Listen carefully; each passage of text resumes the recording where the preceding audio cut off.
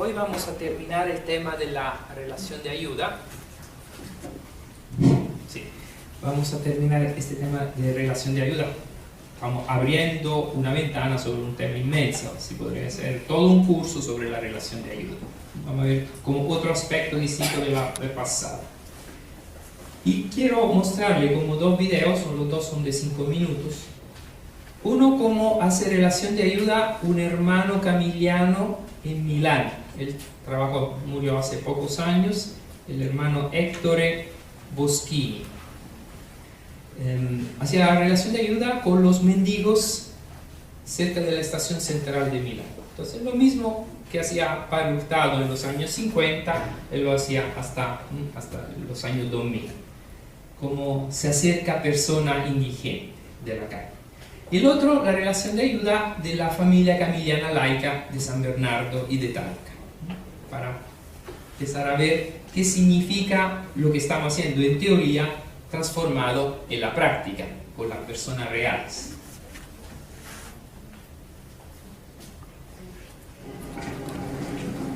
¿Puede apagar esta luz, por favor? Por favor. Milano, stazione centrale, una notte di questo eccezionale inverno, ore 1 del mattino, all'esterno il termometro segna -7 gradi.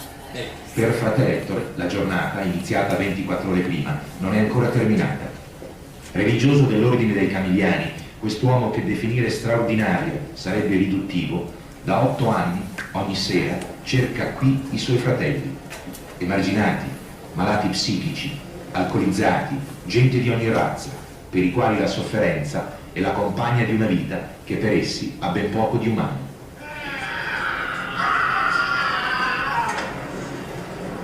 Buonasera, Padre Ettore, la preghiera, Padre Ettore, in nome del Padre, del Figlio e dello Spirito Santo. Ave Maria, piena di grazia, il Spirito Santo. Amen. Nostro cosa, fate così vuol dire qualcosa, avete mangiato, non prendete in giro, cos'è che non Alcuni di questi infelici non vorrebbero mai muoversi dagli angoli bui della stazione dove giacciono nell'indifferenza e nella solitudine.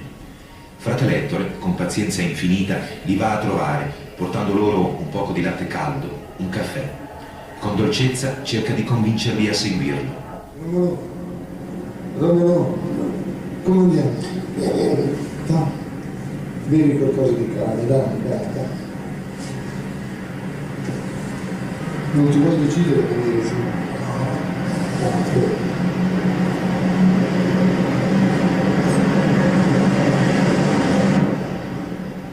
Rifugio del cuore immacolato di Maria, il regno di Frate Ettore. Sotto queste volte ogni giorno decine di persone trovano la salvezza dopo l'inferno. Sono stati raccolti assiderati, affamati, alcuni con il corpo piagato e ricoperto di vermi. Frate Ettore e i suoi amici, dopo averli lavati, a volte per delle mezz'ore, li rifocillano, forniscono gli indumenti, danno loro ogni aiuto di ordine materiale ed anche morale. Sopra queste volte scorrono i treni, sotto questi uomini tentano di vivere. È gente spesse volte senza un nome, o hanno perso i documenti o addirittura non lo ricordano. Il dormitorio e la cappella sono la stessa cosa. Un divano come giaciglio, la preghiera come conforto alla ricerca di un perché che non ha risposta se non nel mistero della vita. Senta, Frate Ettore, lei mi diceva prima che la colpa di queste carenze, di queste mancanze di aiuto a questa povera gente non deve essere attribuita alla società. Non deve essere sempre attribuita alla società. Certo che una colpa, ecco, possiamo anche darla così in genere, però dobbiamo imparare a cominciare ognuno a fare qualche cosa. Dobbiamo sentirci in dovere di fare la nostra parte per il bene dei fratelli. Quali sono le cose? Cosa possiamo chiedere agli amici di Superflash per aiutare in maniera tangibile il rifugio degli amici del cuore immacolato di Maria? Allora sottolineiamo biancheria, per esempio, calze, fazzoletti, mutande e maglie.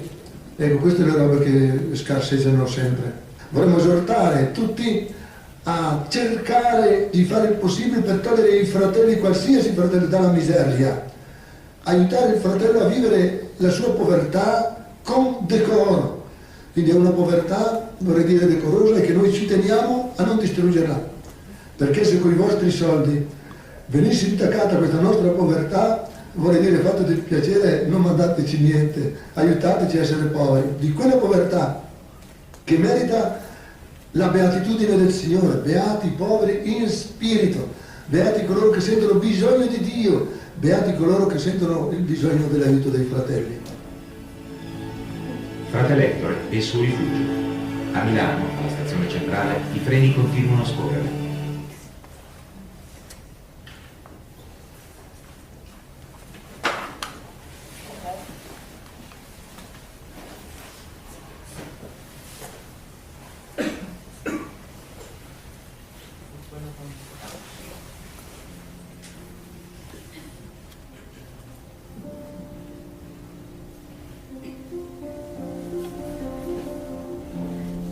La realidad que vivimos en San Bernardo, la parroquia de San Camilo de San Bernardo.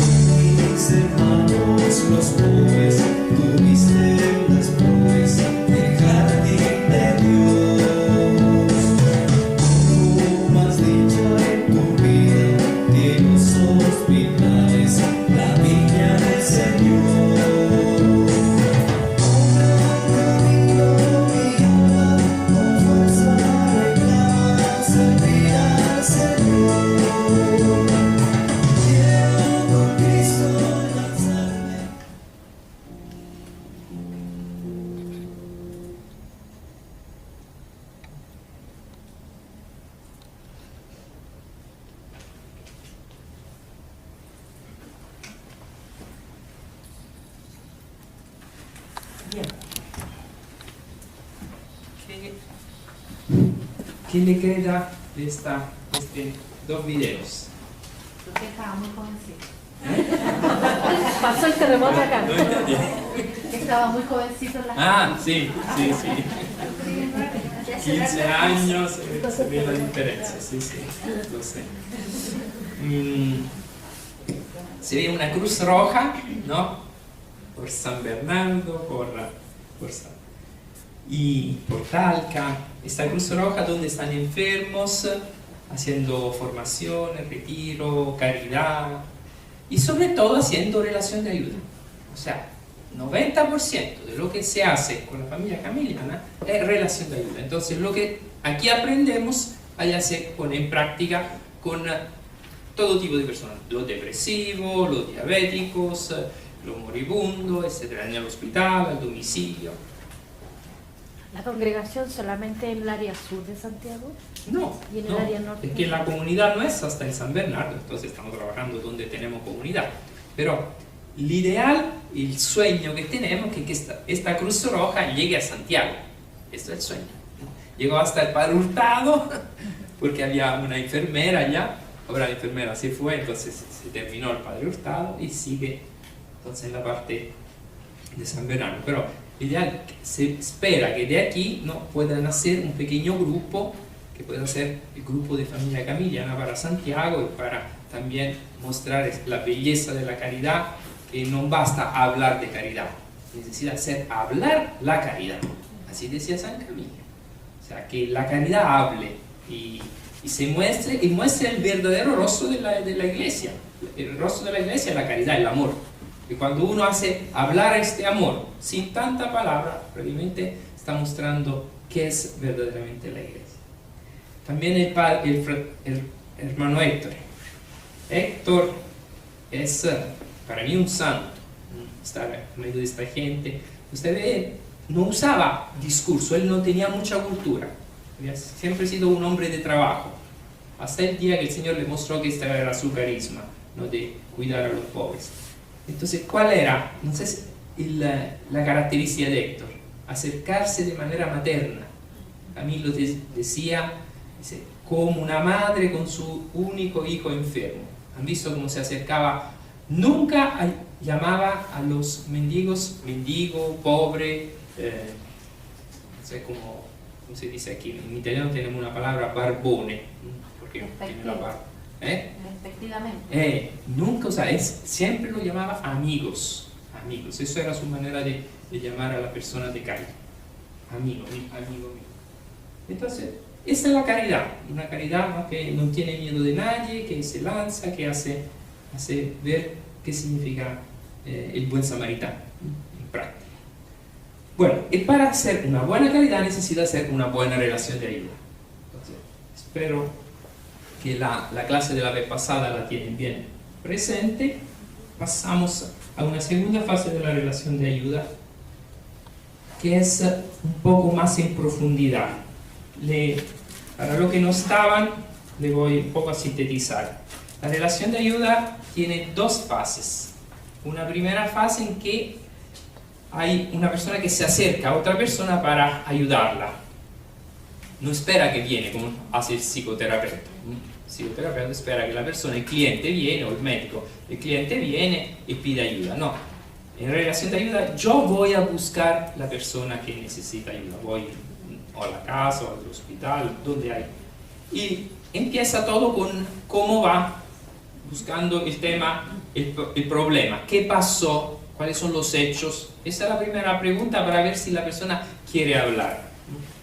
Para entretener a la persona, para hablar, no sé, de los hechos del día, del tiempo, hace frío, hace calor.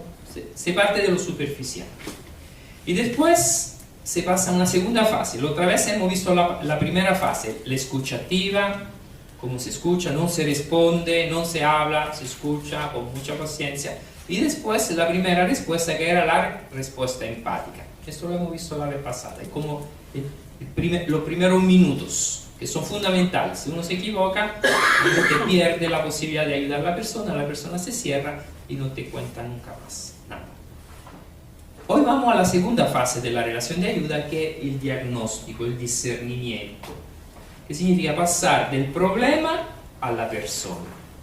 Vamos a ver, centramos sobre la persona, sus emociones, su experiencia, qué está viviendo. Ahora la pregunta no es cómo va, qué te pasó, por qué está enfermo, de qué está sufriendo. No, ahora la pregunta es cómo está viviendo esta enfermedad, esta fase de tu vida.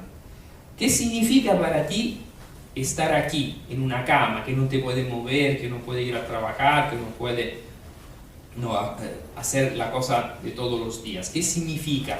¿Cómo vive? Entonces, sobre el ser, el vivir, aquí el problema. O el problema es vida y salud. ¿Qué valor da a la salud ahora que está enfermo? Ahora que no puede hacer tantas cosas, ahora que está con miedo, con angustia. ¿Qué valor da a la salud? ¿Es lo mismo de antes cuando estaba corriendo todo estresado o la salud tiene otro valor para ti? ¿Qué te está enseñando esto, estar en una cama por 15 días, 20 días? ¿Está aprendiendo algo para tu vida o no? ¿Está viendo la fragilidad de la vida? Que somos criaturas. Esta es la segunda fase. Entonces vamos a entrar en esa segunda fase que es muy interesante, muy bonita, porque permite de ver el misterio de la persona. Y esto es riquísima, enriquece muchísimo a quien lo hace y a quien lo recibe. Siempre que hemos hecho la primera fase bien. Entonces, ¿y a qué sirve todo esto? Sirve para crear alianza terapéutica. Otro concepto importante. ¿Qué es la alianza terapéutica? O alianza más que terapéutica, porque eso la usan también los médicos, también los psicólogos. No, nosotros como voluntariado o como religioso usamos la alianza pastoral, que es un poco distinta. La alianza pastoral consiste en esto. Yo me alío con tu parte sana, con la parte de ti que desea cambiar, que desea crecer, que desea liberarse, que desea vivir plenamente, que desea integrar esta crisis. O sea, en cada persona hay una parte enferma, la parte herida, y la parte sana. La alianza pastoral es yo quiero ayudar tu parte sana o activar tu parte sana. La parte que desea esto, no lo logra, está con resistencia, con algo que lo bloquea inconscientemente, pero desea crecer. Tú deseas crecer. Si no deseas crecer, por ejemplo, yo te doy una cita y tú no vienes a la cita, o estamos haciendo un trabajo y tú no haces el trabajo. Ok, si no deseas crecer, de acuerdo, no crecer, respeto tu voluntad de no crecer, pero yo me quiero aliar con esta parte de ti que es libre y que quiere sanar, que quiere salir de este problema. A pesar que sé que hay en ti una parte que resiste y que es víctima del problema y no quiere salir del problema. Entonces, más o menos esto es la alianza pastoral. Y hacerle entender al paciente es muy importante porque él sabe que estamos ayudando su parte sana. Entonces él se activa y se sana.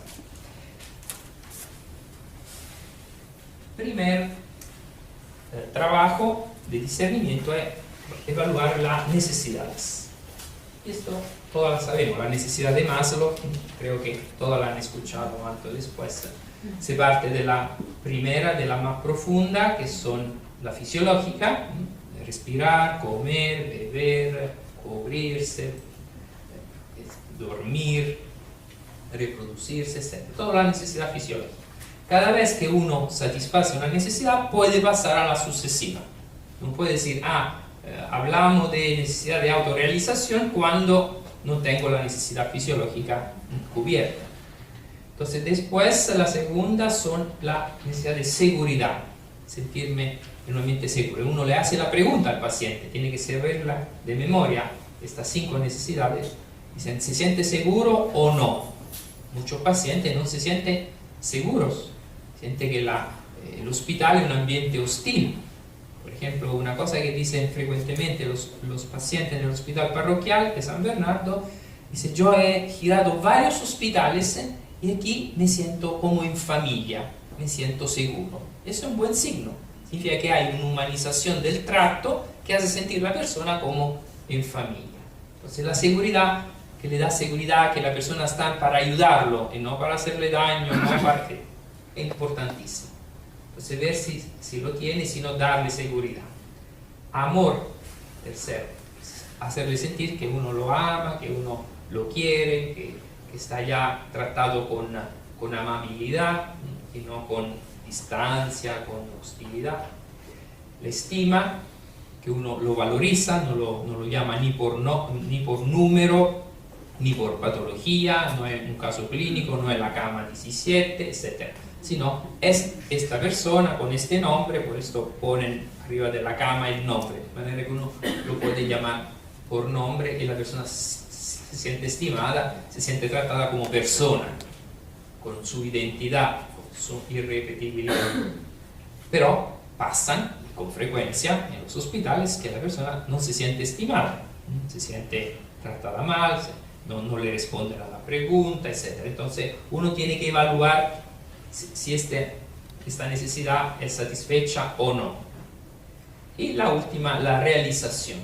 Ustedes ven en la pirámide la parte amarilla, ¿no? La vitalidad, la creatividad, la autosuficiencia, la autenticidad, el sentirse pleno de significado, el sentido de la vida.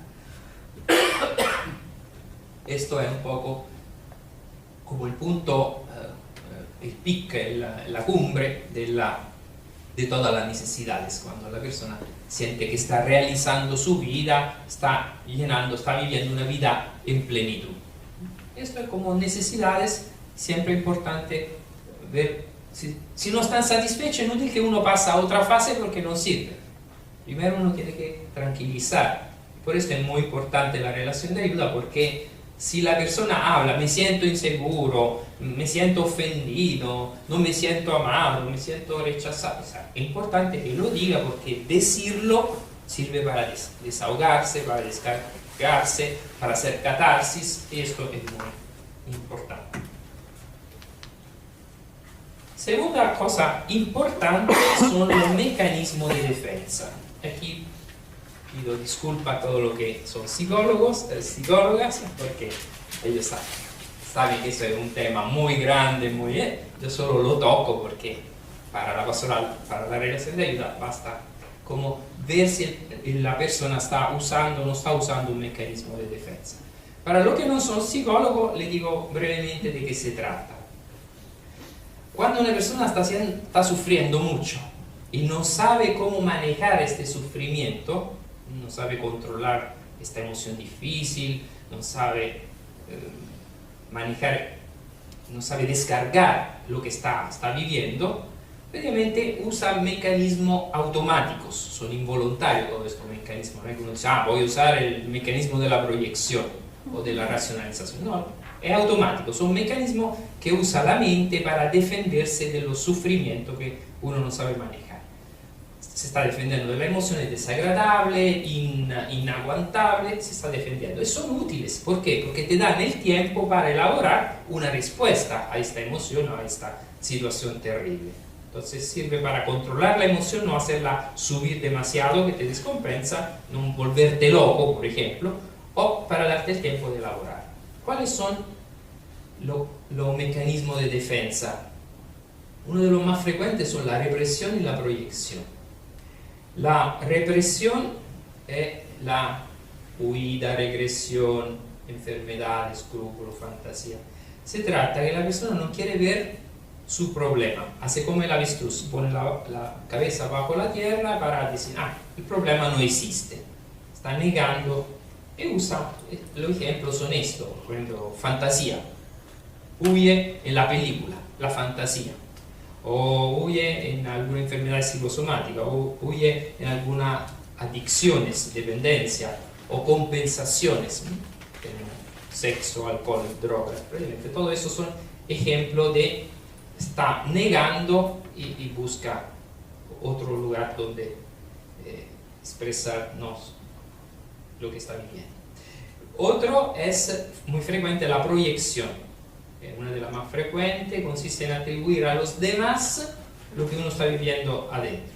Por ejemplo, cada vez que la persona juzga mucho, condena, critica, está siempre contra algo, está proyectada. La persona está siempre atacando un tipo de persona, un tipo de situación, es porque tiene algo que no funciona a este nivel en el mismo. Entonces, proyección es muy frecuente. Otra es la regresión, está dentro de la represión. La regresión o infantilismo, que uno regresa a satisfacciones egocéntricas como del niño. Yo lo he visto con frecuencia esto en los ancianos. Los ancianos en los hogares no saben más caminar, no sabe más comer, como regresa y pide cada vez más ayuda, más ayuda, más ayuda. Y si uno favorece esto, está favoreciendo una regresión, que es un mecanismo de defensa. O la identificación, el último. Identificación es cuando uno necesita sentirse importante, entonces se asocia, se identifica con grupo fuerte, con una idea fuerte, ideología fuerte, y se pone en este modelo. Pensamos, no sé, a los jóvenes que van con los punk, con los skinheads, o personas se ponen en movimiento feminista, secta religiosa, o también un hincha de un equipo que se siente importante y fuerte porque está en un grupo fuerte. Está usando un mecanismo de defensa de algún sufrimiento que está viviendo. Agresión a otro, a sí mismo. ¿Qué es este mecanismo de defensa? Es usar la agresividad o contra los demás o contra sí mismo, mucho más frecuente contra sí mismo. Uno se hace la víctima o tiene manía de persecución o se vuelve, toma comportamiento autodestructivo, cigarrillo, alcohol, droga, sexo inseguro, cortes, manejo peligroso, son todos fenómenos de agresión a sí mismo. Se está defendiendo de algún sufrimiento. Compensación, fracasa en un sector de la vida y busca compensación en otro sector de la vida. Einstein, por ejemplo, lo reprobaron en matemática y él se volvió el mejor físico del mundo. Estaba compensando una humillación que le habían dado los profesores. Reactividad exagerada, reacción, persona que tiene actitudes y actos opuestos a la tendencia propia, persona tímida que se vuelve atrevida, o al revés, etc. Racionalización es cuando la persona justifica todos los fracasos, buscan excusas a todo lo que están haciendo. A cada error hay siempre una excusa. Por esto, pasó por eso. Como nunca reconocen, sí, me equivoqué, lo lamento, discúlpame, no saben pedir disculpas, siempre están racionalizando. La intelectualización, aquí no está, es prácticamente cuando la persona vive solo racionalísticamente, elimina completamente las emociones. La sublimación es también un mecanismo de defensa, es cuando una persona reemplaza una tendencia tipo agresiva o sexual, en vez de usarla, encauzarla con un comportamiento antisocial, lo encausa en un comportamiento aceptado socialmente o religiosamente. Por ejemplo, San Camillo, que transformó la agresividad que tenía en una caridad heroica. Y estos son los varios mecanismos de defensa. Los enfermos usan muchos los mecanismos de defensa. Y hablando con ellos uno descubre, está usando el mecanismo. ¿Qué tenemos que hacer con el mecanismo de defensa? No es bueno eliminarlo, solo reconocerlo. Después, con el tiempo, si uno ve que el mecanismo no pasa nunca, uno lo hace notar. No sé si los psicólogos después me pueden corregir o añadir algo. Pero lo que más me interesa es lo que viene ahora. La inteligencia emocional. Eso es lo más importante para los enfermos y también para los sanos. ¿Cómo manejamos nuestras emociones? Hay 7 emociones básicas y la otra emociones son emociones más culturales, son secundarias vinculadas con la cultura.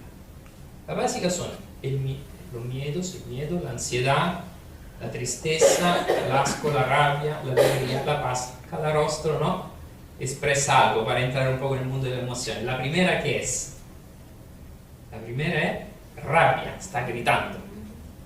La segunda es el miedo. La tercera está aburrida, triste. Tristeza, aburrimiento. La cuarta está ahí como la paz, está pensando, meditativa, en paz, está tranquila. La quinta, alegría. La sexta, sorpresa. La séptima, como ansiedad, como media sorpresa, media ansiosa, ¿qué está pasando? La penúltima, esto es asco, debería ser, pero ¿cómo dice? Vergüenza. ¿Quién sabe? No sé. Ok. Y l'ultima es el asco. Asco, decepción. Ahora vamos a ver qué significa. Estas son las básicas. Las sociales son culpa, vergüenza, donde el yo vale poco, baja autoestima, culpa, vergüenza, celo, envidia, decepción, cuando el tú vale poco, estoy bajando el valor del tú, y el orgullo, cuando el orgullo, la soberbia, la vanidad, podría aquí, no sé, también el narcisismo, ¿no?, la persona que se autoexalta. Es importante conocer el significado de cada emoción, porque si yo conozco el significado y puedo identificar la emoción, le estoy quitando poder. Porque aquí se trata de salir de dos trampas. La primera trampa es la negación, un mecanismo de defensa que habíamos visto antes. Negación de la emoción. Tengo una emoción, dice, ¿qué te pasa? Nada, todo bien. Está negando. ¿Cómo va? Va bien, está pasando por un lío. Entonces esto es una trampa que tenemos que evitar. La segunda trampa que evitar es la incontinencia emocional. Yo no me puedo controlar. Estoy enojado, tengo que gritar. Estoy triste, tengo que llorar. O sea, como la persona no sabe manejar y controlar. Entonces pasa que estas 7 y 10 emociones que hacen sufrir, no son negativas, pero hacen sufrir, dominan a la persona. En cambio, l'ideale è che la persona domine alla emozione, no la emoción que domina a la persona. ¿Cómo se hace esto? Control emocional o manejo emocional tan importante en sano y en enfermo. Entonces, la primera cosa es identificar la emoción y darle un nombre. Decir, tengo miedo, no soy miedoso, o soy tristeza, o soy ansiedad, o soy rabia. No identificarse con la emoción. Yo tengo, o sea, un elemento de mi vida es la emoción. Entonces, como darle el nombre y saber por qué la tengo. Entonces, primero el miedo. ¿Por qué viene el miedo? Por un peligro. Significa que tengo un peligro, una amenaza, un obstáculo delante de mí. Este obstáculo, este peligro es más fuerte que yo. Entonces, él se queda y yo escapo. Esto es el miedo. Cuando tengo un peligro que es más fuerte, que yo lo evalúo más fuerte que yo. Segundo, la rabia. El mismo evento, tengo un peligro, una amenaza, un obstáculo, pero yo soy más fuerte que él. Entonces yo ataco, él tiene que irse y yo me quedo. Lo opuesto del miedo. El miedo, él se queda y yo escapo. La rabia, yo me quedo y él tiene que escapar. Miedo y rabia son misma situación, pero actitud opuesta. Tercero, asco o disgusto. Asco o disgusto es, tengo un miedo, él no se puede ir, yo no me puedo ir. ¿Por qué? Estamos casados, por ejemplo. Entonces ninguno de los dos se puede ir. Tenemos que estar en el mismo lugar. O dos colegas de trabajo, no nos soportamos, yo no soporto a él no me soporta a mí, pero necesitamos los dos trabajar y tener un sueldo. Entonces allá se crea la emoción del asco o disgusto. Después hay otra emoción que es la ansiedad. Siento que alguien me está atacando internamente, no, el peligro no es externo como rabia, miedo y asco, sino el peligro interno. O sea, alguien me quiere destruir mi identidad, mi yo. Es algo que tiene que ver con la interioridad, un peligro interno, un peligro como estar en una sala oscura, hay un peligro pero no sé de dónde viene, dónde está, quién es. Esta es la ansiedad, una tensión constante que hace sentir mal, que se transforma hasta a la angustia. La tristeza es cuando hay una pérdida. La tristeza está vinculada con pérdida. Estoy perdiendo una persona significativa, un objeto significativo para mí, me ha robado algo, o una situación, un trabajo, cualquier cosa que para mí era significativo, daba significado a mi vida, lo pierdo. Tristeza, duelo, etc. Está vinculado con la tristeza. ¿Qué falta? La culpa cuando hay un error, un pecado y uno está siempre pensando en el pasado y lo vive mal. Alegría y paz, la vergüenza cuando, entonces la culpa cuando hay un acto malo en mi vida y lo que yo hice no lo puedo deshacer, no lo puedo eliminar, está allá y siempre me recuerdo de este acto. La vergüenza es cuando yo soy malo, no hay un acto malo, sino mi identidad, la vergüenza. Alegría cuando estoy bien con los demás y paz cuando estoy bien con la naturaleza, con la creación. Entonces, importantísimo esto, primero de darle un nombre y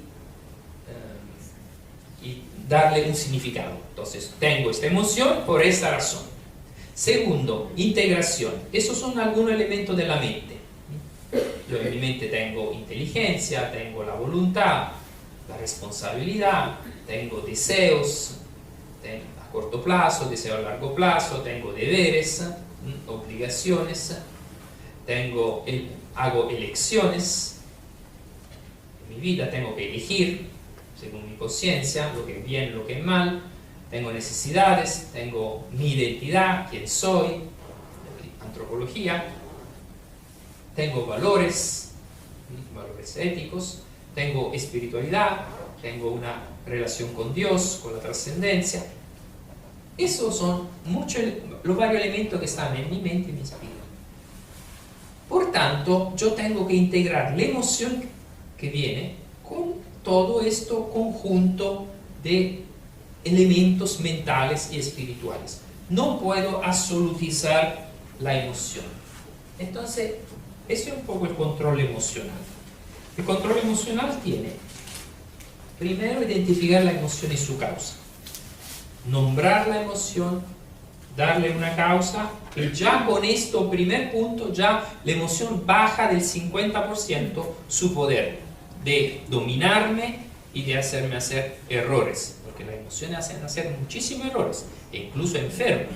Emociones mal manejadas no se transforman en muchísimas enfermedades.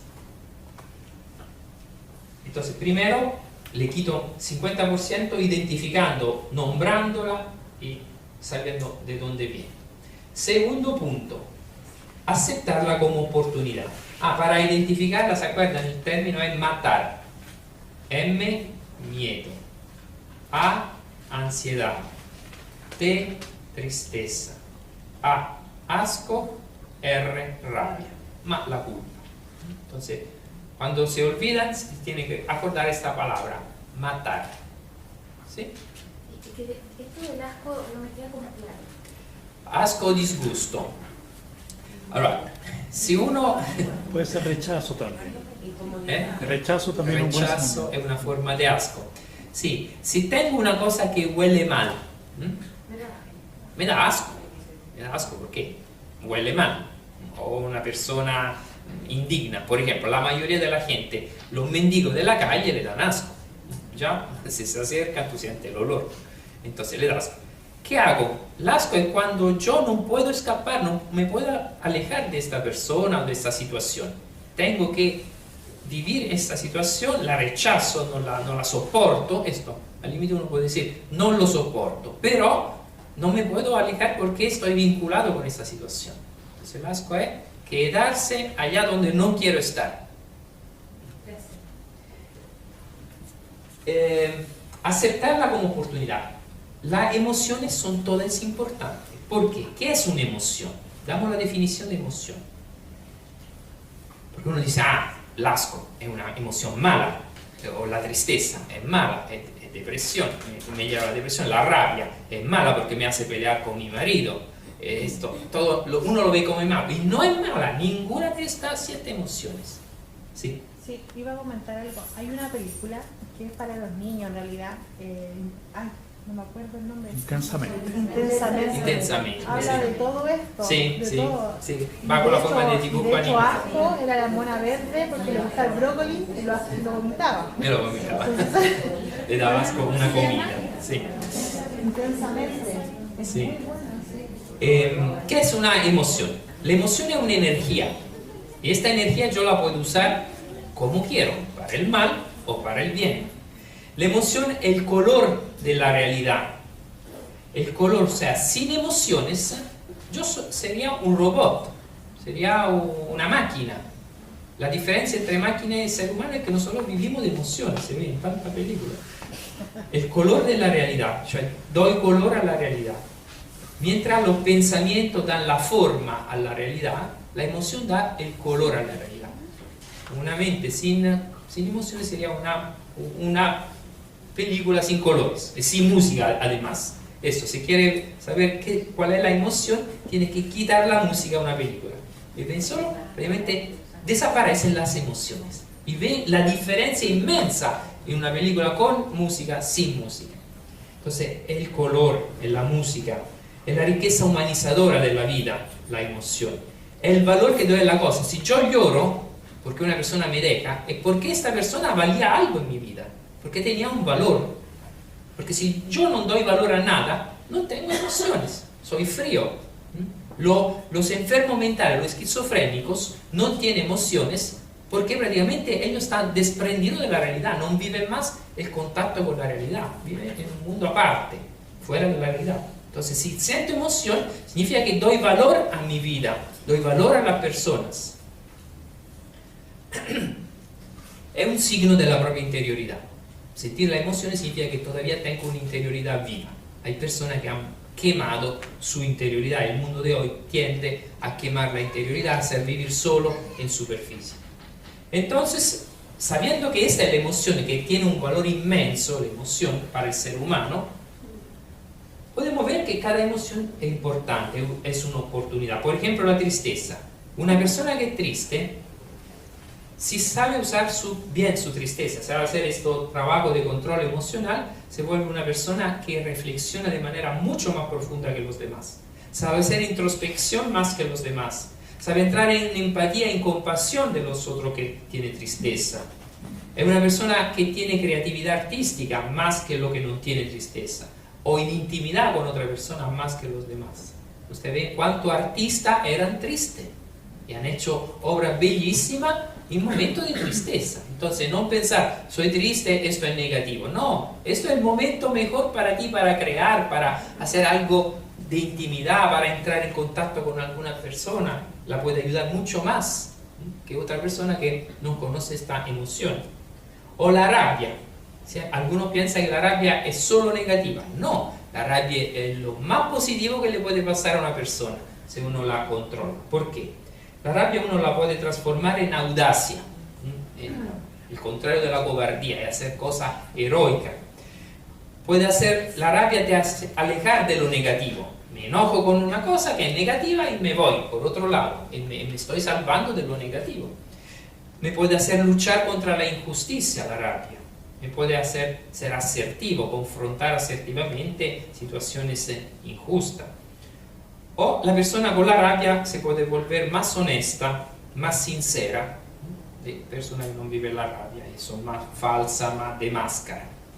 Entonces usted ve cómo cada emoción puede ser una gran oportunidad para hacer cosas humanas y vivir de manera más humana. Una vez que he identificado, le he dado un nombre, le he dado una causa, la he aceptada, la integro en todo mi mundo, que era lo que veíamos antes, el mundo de la inteligencia, etc. No negarla, sino ponerla en armonía, en equilibrio, en integración con todo esto, con todo el resto, diciendo, mi emoción es un elemento de todo esto otro elemento, no es el único elemento. A pesar que es muy fuerte, no es el único elemento. Esto tengo que recordarlo, repetírmelo, y prácticamente esto me ayuda muchísimo a vivir la emoción de una manera más equilibrada, con más control. Y el último elemento que realmente remata la emoción, y allá de verdad somos nosotros los dominadores, la emoción se vuelve a nuestro servicio, es la expresión. Y esto es el más delicado, pero el más importante. Expresar la emoción, hacerla salir fuera de nosotros. ¿Cómo se hace esto? Primero con las palabras, contar la emoción a otra persona. Sabe que he sentido esta emoción, o sea, cómo sacarla fuera, verbalizarla, lo más importante. Y no solo verbalizar la emoción, tengo miedo, tengo rabia, tengo ansiedad, sino por qué la tengo, cómo sale, o sea, más en detalle, porque esas son las 5 más 7 más importantes, pero son 200, 300, si uno ve todas las pequeñas emociones, ¿no? Las que se mezclan una con la otra, de esta básica se forman emociones secundarias, y son un elenco infinito, muy largo. Verbalizar. Segundo, arte terapia, es muy importante. La arte terapia significa expresar la emoción con arte. A alguno le gusta expresar la emoción con la música. La música es una de las mejores para expresar emociones. O tocar un instrumento, o cantar, o escuchar música. Soy triste, escucho una música triste. No sé si han hecho nunca musicoterapia. La musicoterapia parte de la emoción en que tú estás. Si eres triste, se parte de la tristeza, música triste, poco a poco te lleva a la alegría. Pero no parte inmediatamente de la alegría. O al revés, estoy enojado, una música muy agitada, no Tchaikovsky, y después poco a poco te lleva a la paz. Entonces la música es muy... El dibujo, para la persona depresiva, una de las cosas que más ayuda es dibujar, pintar. También ayuda muchísimo. Arte terapia. Poesía. Yo conozco varias personas que escriben poesía cuando se sienten tristes. Y al final, gestos y símbolos. También los gestos y los símbolos se usan para expresar emociones. Transformo la emoción en un símbolo. 3 ejemplos que yo hago con frecuencia son San Camilo, San Juan Bosco y San Francisco de Sales. 3 santos, los 3 eran enojones antes de convertirse, los 3. O sea, no sabían manejar su agresividad. Cuando se enojaban y quedaba la embargo. Entonces, ¿qué han hecho los 3? Han sabido expresar esta agresividad, esta rabia. San Camilo en caridad heroica, luchando contra los administradores de los hospitales, luchando para que el enfermo recibiera lo mejor, luchando contra el personal que no se portaba bien, la noche no asistía a los enfermos. Entonces, realmente la rabia se había vuelto una fuente de reforma del ámbito hospitalario. San Juan Bosco transformó su rabia en humorismo. Y cuando lo veían que era más chistoso, significa que estaba más enojado. Transformaba en humorismo. Y San Francisco de Sales en dulzura.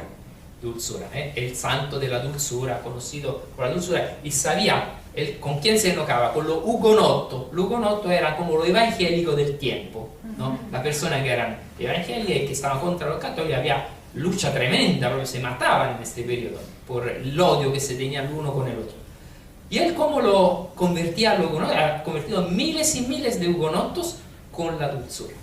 No gritándole, no como hacían todos los demás católicos, no que se enojaban, sino con la dulzura y con su sabiduría. Tenía una sabiduría muy alta, una espiritualidad muy alta. Evidentemente la dulzura era agresividad, porque hay una dulzura que nace no de la agresividad de otros factores que no tiene fuerza. Esto es el control emocional. ¿Alguna pregunta sobre el control emocional? ¿De qué paso a la fase sucesiva? ¿No? Yo quería... Sí. Estaba acordando de relación a como a los dolores, a los sufrimientos y todo eso. Hay mucha gente cuando tiene como en relación a causar los dolores y como la energía, la rabia, que se dio, no sé, por ejemplo, la Fundación Emilia, esta familia que pierde a su hija en un accidente por una persona que estaba alcohólica, podría haberse quedado llorando y que lo hicieron, obviamente. Pero ese ímpetu, esa rabia, esa impotencia, ayudaron a sacar una ley, ayudaron a una fundación que se dedican a la educación vial, y así un montón de fundaciones más desde una energía de algo tan fuerte como perder un hijo. Sí. Y de repente, como es en el fondo canalizar eso eso. Y otra cosa así como más cotidiana, la yo emoción. me dedico como harto al puerperio, la mujer por ejemplo en el puerperio es una etapa muy fuerte, o sea, es un torbellino emocional, pero es una etapa súper... ¿Qué significa puerperio? Puerperio es posparto. El postpartum.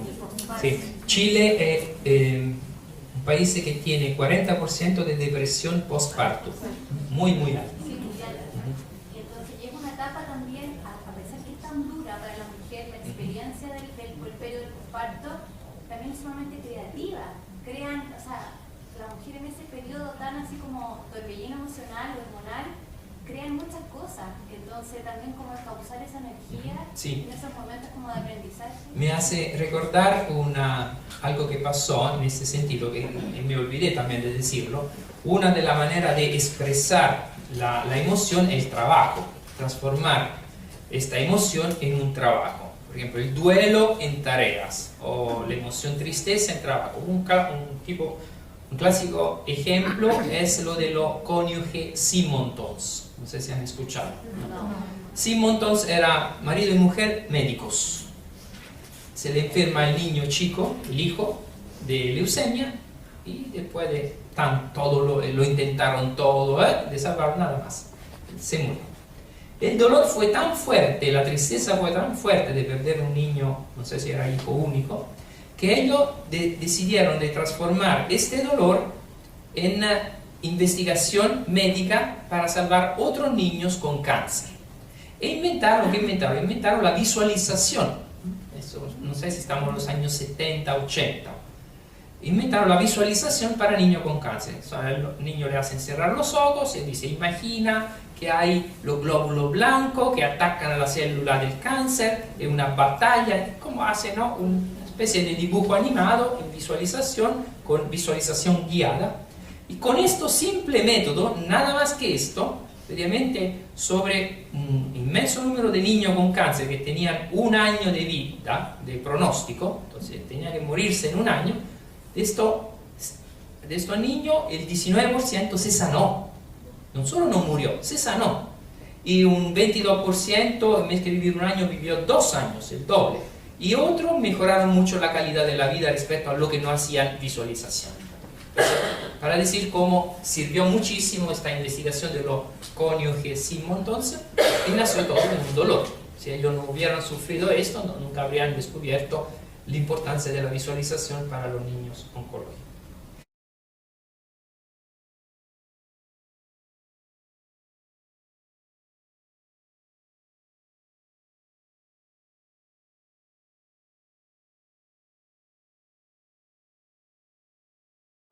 Esto para concluir era el estilo. Importante el estilo que adoptamos en el acompañamiento. ¿Qué estilo estoy adoptando?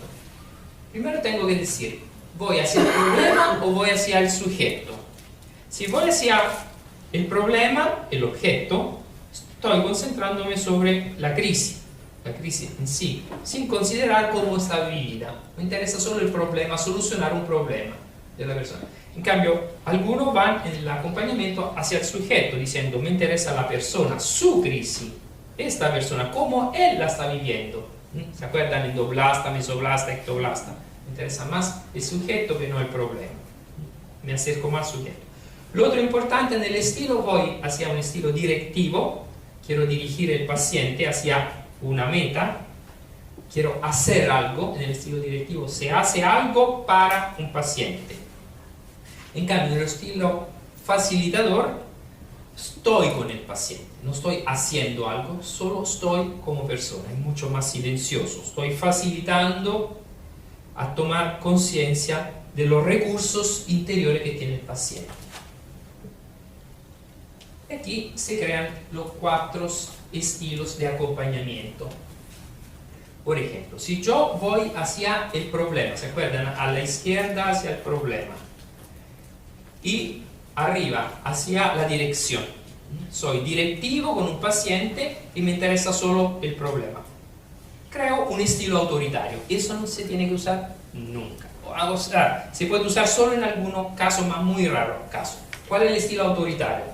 El estilo autoritario es que yo, agente pastoral, yo voluntario, soluciono el problema al paciente.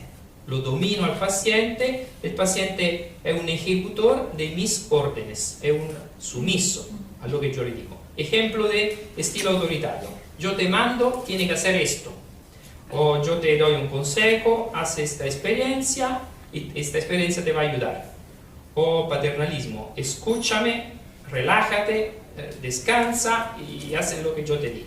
Es como lo que hace una madre con los hijos. Esto. Que los ves que lo lleva al doctor y sabe lo que... Sí, es un estilo autoritario. ¿Es el estilo que funciona más? Depende. Generalmente es el estilo que menos funciona. Es lo que crea, al menos si la persona es mesoblasta y rebelde, obviamente el estilo que crea más rebeldía y más desobediencia. A veces es necesario también con los adultos mayores. Cuando no se toman los medicamentos, uno a veces tiene que... ¿Cuándo se puede usar el estilo autoritario? En 3 casos. Cuando son personas muy frágiles, o sea que no, tipo un drogadicto, personas que están, o un depresivo grave, que no sabe orientarse, que están muy desorientadas, muy frágiles, entonces necesita que alguien le diga, haz esto y basta, sin discutir. O personas que están en profunda crisis, o personas que no son capaces de insight, no son capaces de intuición. Entonces, con el particular tipo de personas infantiles, o los niños chicos, naturalmente, chico, que necesitan como ser guiados, aprender cuál es la buena dirección, es esto. Pero después no.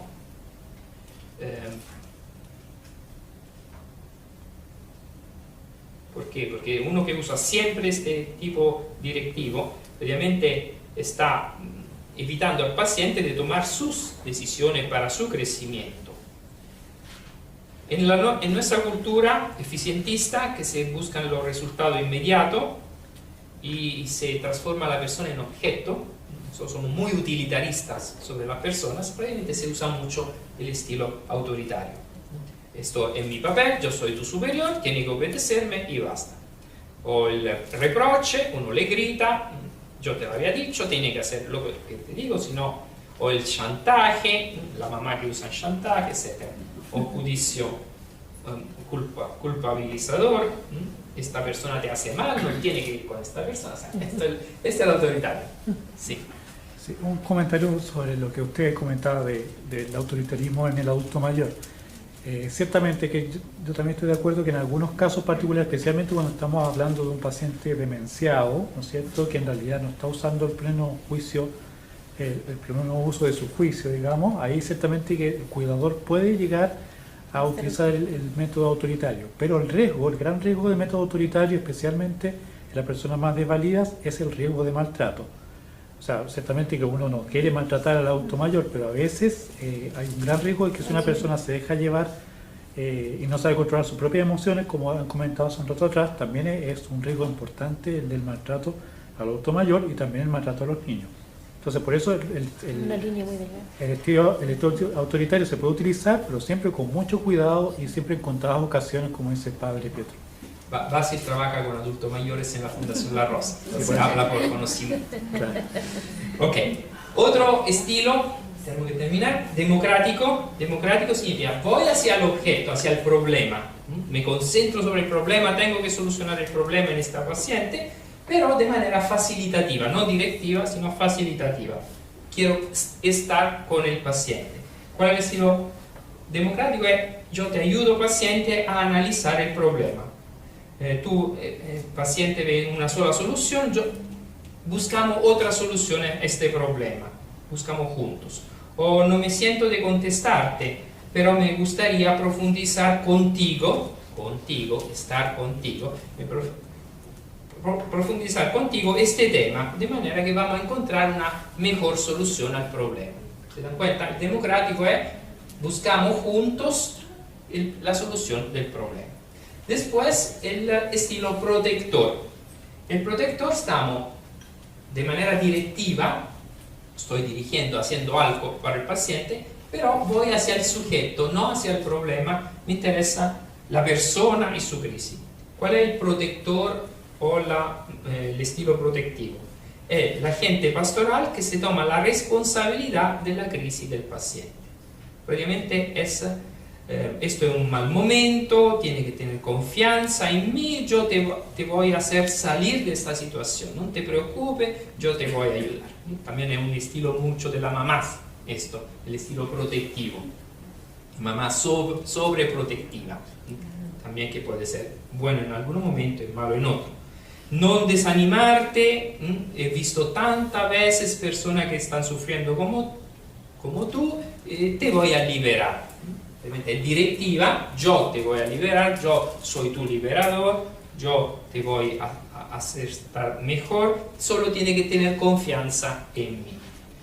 ¿Cuál es lo negativo del estilo protectivo? Es que el paciente es infantilizado, se devalúa y no se siente que él puede salvarse, él puede sanarse, él puede liberarse, porque hay una persona que me protege, que me salva, que me libera. El estilo que más se tiene que usar en relación de ayuda es el participativo, o sea, me concentro sobre el sujeto y de manera facilitativa. Estoy con el sujeto para ayudarlo a vivir bien su crisis. Entonces, participativo significa ayuda al paciente a volverse consciente de su crisis. Y esta es la respuesta empática. Todas las respuestas empáticas son participativas. ¿Y cuál es el estilo de Dios? ¿Todos esos? Ok. Dios lo usa así los cuatro. Nosotros también tenemos que usarlo los cuatro según las necesidades. Según las necesidades, que dice que el directivo es hacer algo para el paciente, el facilitativo es ser con el paciente, pero pueden integrarse. El autoritario y el participativo incluso pueden integrarse si hay un clima de empatía. Y uno tiene que saber pasar de un estilo al otro y no estar siempre en el mismo. ¿Sí, Yolanda? No, en relación a eso, que depende un poco de del tipo de ayuda y todo, porque tú puedes estar trabajando a nivel de hospital, o puedes estar trabajando con un familiar, o puedes estar trabajando con una persona que ves frecuentemente, o que ves una vez a la semana, o una vez cada 15 días. Entonces, me imagino que también es dinámico, o sea, se va, y además si estamos trabajando con la actividad de las personas, es dinámico. Y dependiendo también del tiempo que uno utiliza en la relación de ayuda, yo creo que se pueden ir mezclando ya. Sí, mezclando el uno con el otro, pero preferir el participativo. Ahora, mi experiencia como capellán de hospital, ¿no? Cuando visito, por ejemplo, 100 enfermos, me doy cuenta que con las mujeres es fácil el participativo. ¿Por qué? Porque la mujer habla. Entonces, ¿cómo va? Y empieza la conversación sobre un tema, sobre otro. Entonces, es fácil concentrarse sobre el sujeto y facilitar. Tengo solo que facilitar, estoy contigo, estar contigo ya es suficiente para crear la conversación y la relación de ayuda.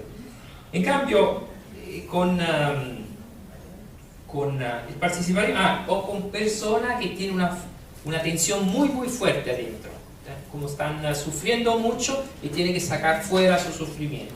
Con eso es fácil participativo. En cambio, con hombres es muy difícil. Es muy difícil el participativo porque no entra nunca en un estilo de acompañamiento de este tipo. Esto.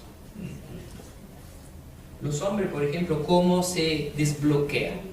Si tú haces algo por ellos, por ejemplo, yo no sé, tomaba el pato y lo llevaba, o le daba un vaso de agua, o lo ayudaba a comer, o sea, que estaba haciendo algo, ahí ya se desbloquea el hombre y empieza a hablar. Pero partiendo directamente de la palabra no se mueve. Entonces uno tiene que saber personalizar y entrar en el mundo de la persona. Necesito 2 actores, como la otra vez. Que otra vez ha sido fantástico, ha sido muy bien. ¿Se acuerdan? Era Job con Dios. Ahora es Laura, una mujer y un hombre. Y David. David es lo que le hace relación de ayuda, y Laura es una mujer con cáncer. Yo voy de nuevo a practicar. Porque me llevan a alguien. Entonces un hombre, fuerza. David, necesito. Son 3. Padre, ¿me hace leer? Pues. Sí.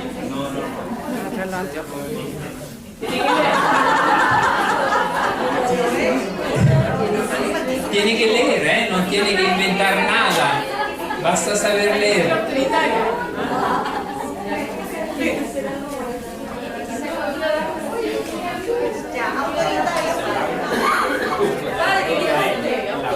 Autoritario. El de allá, el de allá. El de allá.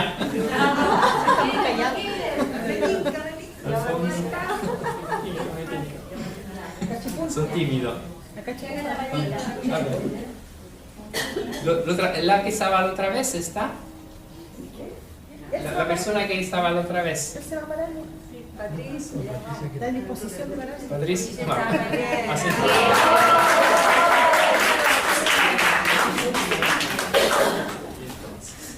La de David, de uno, de dos, de tres, de cuatro. Yo hago la voz fuera del campo. Digo, no sé se lo pasan cuando. Allora, cuando è in cursivo io leo. La faccio in cursivo, cuando è L, Laura, D, David. Luego de haber terminado un diálogo, David el voluntario, con la paciente de la cama de al lado, me acerco a la cama de la señora Laura, pero me doy cuenta que ella duerme. Estoy por irme cuando ella me dice: no estoy durmiendo. He escuchado lo que decía la señora. Con tono de voz no severo, pero desanimado. Pensaba que estaba durmiendo. No, solo es que tengo pocas ganas de ver a personas, ¿sabes? Este lugar me deprime mucho. Si quiere puede oírme. Contestando un poco incómodo. No se preocupe, no. Quédese. Escucha, ¿no? Sí. Me llamo David y colaboro con los capellanes. Me interrumpe bruscamente. Sí, ya lo he visto la semana pasada.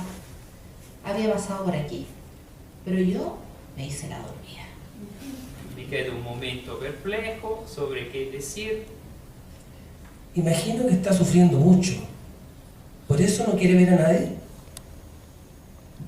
Sí, estoy sufriendo mucho por esta enfermedad y no encuentro ninguna vía de escape.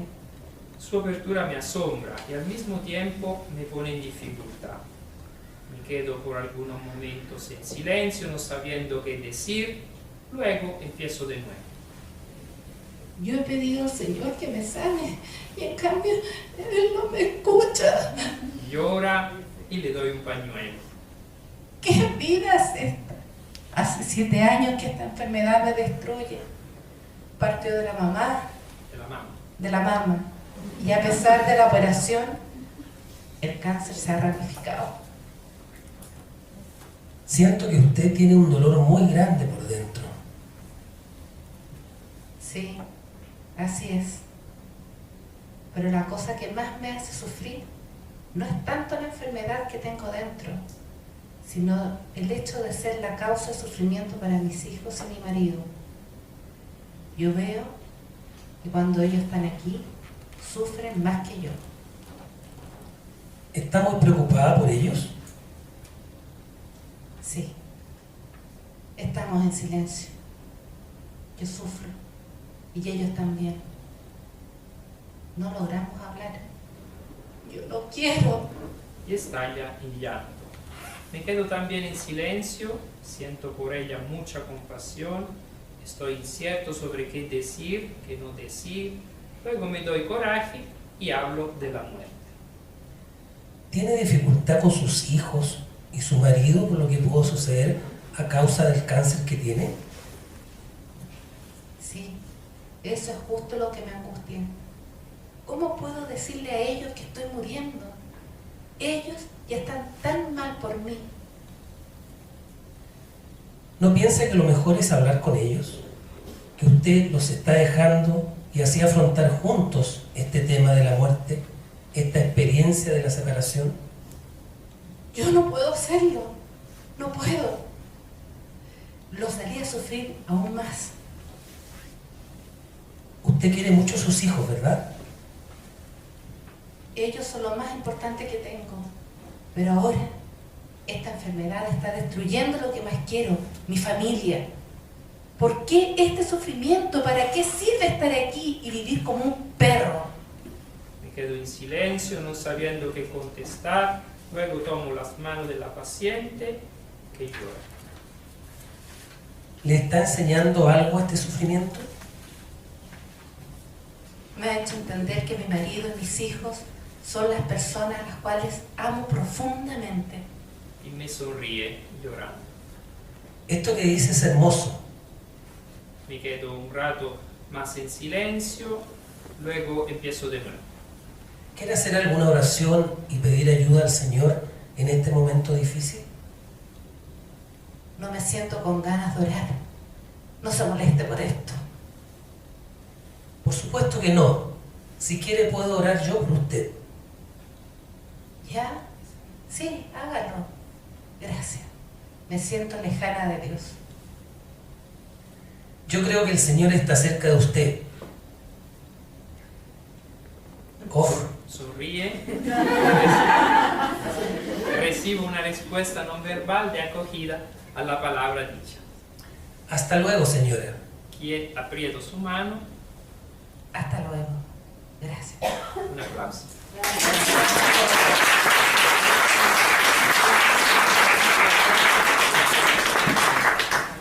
Ok.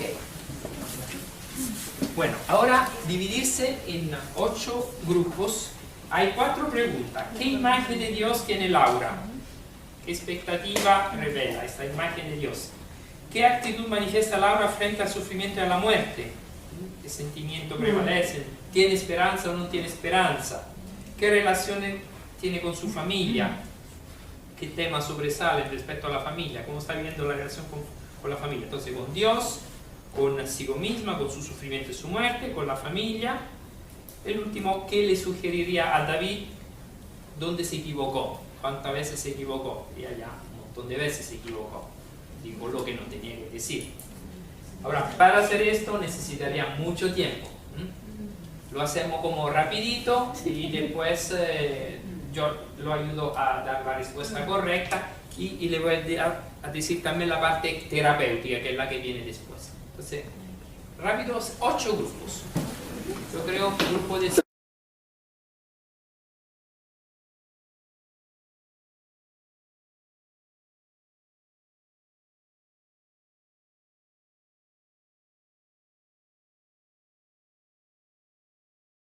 Dios tiene Laura, ¿qué expectativas se revela hacia Dios? Primer grupo. ¿Qué dice? La primera. Un Dios lejano e inútil. Perfecto. Indiferente, lejano, inútil. Inútil porque no me escucha. ¿Qué expectativa tiene? ¿Cuál es la expectativa hacia Dios? Siempre abandonado, desesperado. Que la sane físicamente. Es pura física. No tuviera que estar Esperanza física. Pero no la escucha. No la escucha, pero él está esperando. Entonces, ¿por qué no me sana? ¿Por qué lo estoy pasando tan mal? ¿A qué sirve este Dios que no me sana? Prácticamente la actitud que se siente resentida con Dios, pero también aquí se ve claramente la situación religiosa de Laura. Laura es una persona que tiene religiosidad natural. No sé si lo hemos hablado. Sí, lo hemos hablado. ¿Cuál es la diferencia entre religiosidad natural y fe? La religiosidad natural es que yo soy el centro y Dios tiene que ayudarme a mí. Entonces yo tengo las necesidades, yo le pido a Dios, hago un mercado con Dios es un mercante, entonces yo le doy sobre el altar mi ofrenda y él en cambio me tiene que dar la salud. Eso es la religiosidad natural. El hombre no es ni mala ni buena, es lo que ha tenido siempre el hombre desde que era primitivo hasta hoy. Entonces está viviendo con una religiosidad natural, no está viviendo de fe. La fe en cambio es Dios el centro, Dios habla, Dios tiene una palabra de Dios, una revelación, y yo escucho esta palabra, yo me pongo en sintonía con esta palabra. Entonces, completamente opuesta a la situación. La primera es miedo, una actitud de miedo, tengo miedo de un Dios que me puede hacer mal, o me enojo con Dios que no me escucha, la situación de Laura, y la otra es amor, un Dios que me ama, que me habla y me pide de estar en contacto con él. Entonces ella está en la fase religiosa y no en la fase fe. ¿Y esta visión de la parte fe solamente son los cristianos? Son las religiones reveladas, entonces cristianismo, islamismo y judaísmo, estas son las que tiene la fe. Ok, nosotros tenemos el Dios Papá, Abba, el Dios misericordioso, pero que los dos no tienen. Tienen un Dios Padre, Patrón. Segunda pregunta, segundo grupo, no sé, aquí delante, si no ustedes quedan siempre al final. ¿Qué actitud manifiesta Laura frente a su sufrimiento y a su muerte? ¿Qué actitud? ¿Qué es la actitud primero? La actitud es lo que viene antes de los comportamientos.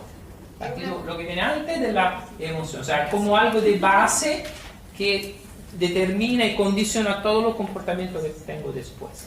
¿Es la negatividad? Negatividad. Actitud negativa. Está muy negativa. ¿Qué vida es esta? No hay salida.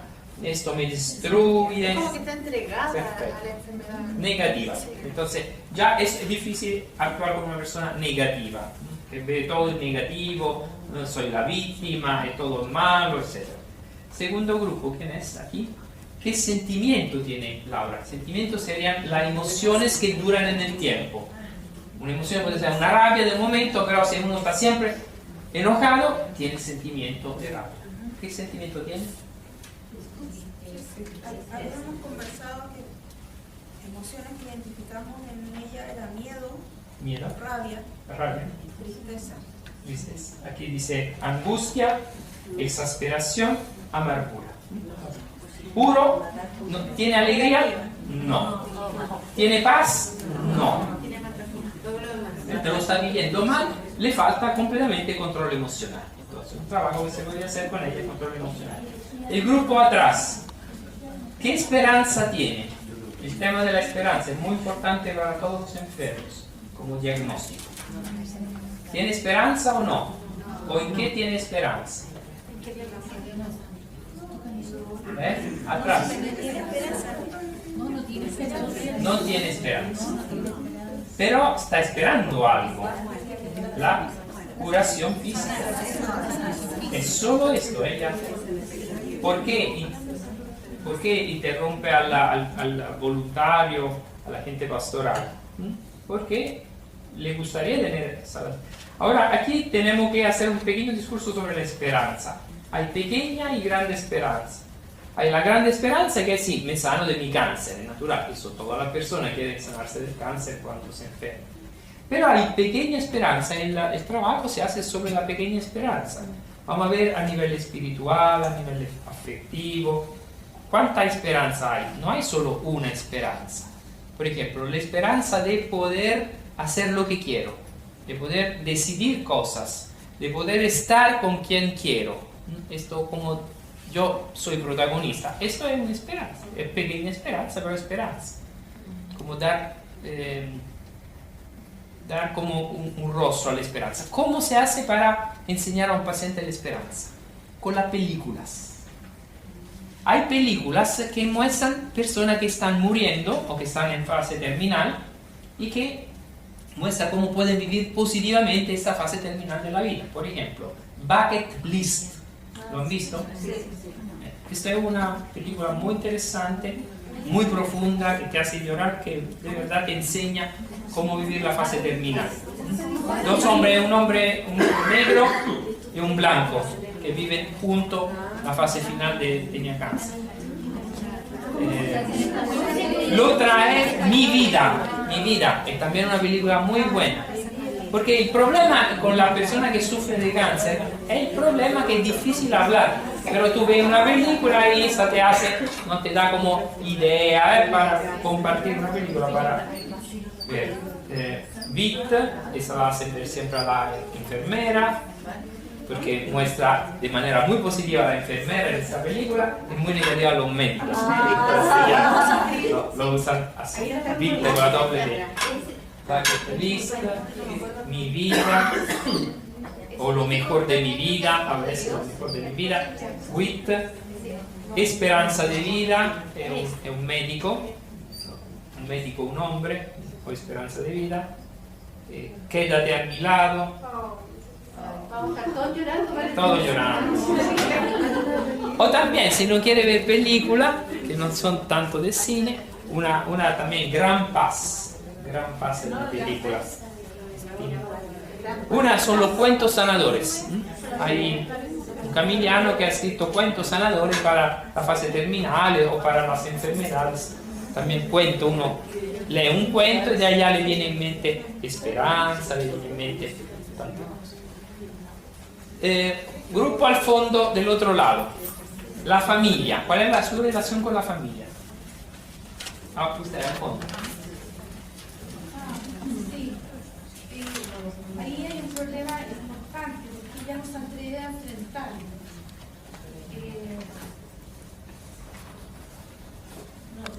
No enfrenta y todos se quedan callados. Ok, ese es el problema de la familia, es la conjura del silencio, así lo dicen los psicólogos. La conjura, todos están callados. El enfermo no habla para no hacer sufrir la familia no habla para no hacer sufrir el enfermo. Todos se callan y prácticamente sufren todo, el doble, el triple. Entonces yo siempre cuando voy allá acompañando a una persona que está muriendo y no muere, digo, hablen. Entonces tengo siempre que soltar a hablar. No, decir la verdad al enfermo, no se puede, no la va a soportar. Lo sabe, ya lo sabe el enfermo. 90% de las veces y más sabe que está muriendo, solo no tiene el coraje. Entonces, eso es cómo decirlo. Eso es otro tema, ¿no? Para la endoplasma se dice de una forma, al menso, el lecto, ahora no podemos verlo esto, pero se tiene que decir la verdad. Y eso con respecto a los derechos del paciente, como que ahora es obligación, o son parte de... Ahora, sin caer en el exceso opuesto que el exceso de Estados Unidos. En Estados Unidos, donde es otra cultura, no es latina, previamente es cultura céltica, allá se le dice así, sin preparación, te faltan 2 meses de vida y vas y te dejan solo. Y tú te quedas así, paralizado, choqueado, y te viene un cáncer al pulmón solo por esta noticia. No es chiste, esto hace parte proprio que las metástasis pulmonares son siempre después que el médico le ha dicho esto, una mala noticia. Que hay en común, prácticamente hay una teoría de la metástasis al pulmón, que no es para el tumor originario, porque son células distintas. Padre, cuando hay este silencio, la manera de ayudar o de intervenir un poco es como en ese cuadrante que veíamos un poquito más atrás, eso de participativo. Participativo, o sea, no, aquí si la persona habla es participativo. Entonces, Claro. habla, no tiene que decirle, no, cállate, no es verdad que va a morir, no decir esta cosa, o sea, no callarlo. Si habla el paciente, dejarlo hablar, y seguir su línea. Si el paciente no habla, y la mayoría de las veces es así, que el paciente no habla, uno tiene que hablar. Y hablar como diciendo la cosa se está poniendo grave, como un poco a la vez, no inmediato, no brusco, pero llegar un poco al tema muerte. Esto sería otra clase. Por eso que la pastoral de la salud es grande. Nosotros aquí estamos haciendo solo el comienzo, como la introducción a una pastoral de la salud. Habría una clase que toda una clase, hoy fui a grabar, ¿no? en la municipalidad de San Bernardo sobre el tema duelo y muerte. Y allá yo prácticamente doy un día entero, 8 horas de clase sobre cómo hablar de la muerte, cómo hablar del duelo, cómo acompañar a la familia, cómo acompañar al enfermo. Es todo un tema inmenso esto. Y hay personas que hacen una semana entera sobre este tema. Pero sí, lo importante es eso, hablar. Sí. Pero ¿cómo la persona o el voluntario puede lograr acercar, porque en ese minuto está con la paciente nomás, Sí. pero cómo logra traer a la familia, o sea, cómo se hace eso? El voluntario. En el domicilio, esto. En el hospital. No, dice cómo hace que se genere el O sea, diálogo ¿cómo entre hace las que dos se... partes? Claro, porque Ah, lo que pasa sí. es que Ninguno si quiere la hablar. paciente está ahí Sí. en el hospital sola, Ujú. y por otro lado la familia está sola en su casa, Sí. ¿Cómo el voluntario puede lograr que esto se acerque? Generalmente hay el horario de, se en un hospital, el horario de visita. Tú ves que el paciente no muere, sufre y no muere, tiene que morir y no muere. Significa que hay un problema de ese tipo, o un problema de reconciliación, non dato, un rencor, un resentimiento, o prácticamente algo non dicho, algo está que no está funcionando. Entonces uno espera el horario de visita para le hace notar esto. Si la persona está sufriendo tanto es porque usted o no lo dejan ir, no se sabe decir el adiós, el hasta luego al paciente que está para morir, o no le sabe decir eso, lo están reteniendo, no morir, o está haciendo, algo que no está reconciliado. Entonces uno lo invita a hablarle, a decirle, dígale que lo ama, dile que está libre, si quiere irse, o sea, como a la familia. Al moribundo no le puede hablar porque no entiende, está. Pero la familia en la casa es más fácil, en el hospital un poco más Pero difícil. también podría ser que se le hable como al moribundo, así como, pero la familia, así como... La familia tiene que hablar, no tú no. Claro. Sí. Como Tú a ti no te conoce, claro, ¿qué pasa? dile Es un que la intruso. perdona, o dile que descanse, que se vaya, que va a estar bien. Así. Descansa. Sí. Padre, en esta etapa nosotros ya pasamos la etapa de la enfermería. Sí, ya estamos mucho adelante. Mucho adelante. Ok, entonces la familia está haciendo demasiado silencio y esto la está haciendo sufrir. Está el incómodo de no saber tocar este tema, el tema de la muerte. Hay el tabú de la muerte. Entonces es muy interesante mostrar el efecto del hablar y de no hablar. Si alguien quiere saber más sobre este tema, lea Kubler-Ross. Kubler-Ross es esta doctora que acompañó muertos. Ha escrito un libro bellísimo y ella siempre dice lo mismo. La mayoría de los sufrimientos, la mayoría de las muertes deshumanizadas depende del no hablar. Y hace tanto ejemplo de historia concreta de cuando aprendieron a hablar, se solucionó todo y se murió tranquilo. ¿Cómo se escribe? Kubler-Ross. ¿Sabes qué?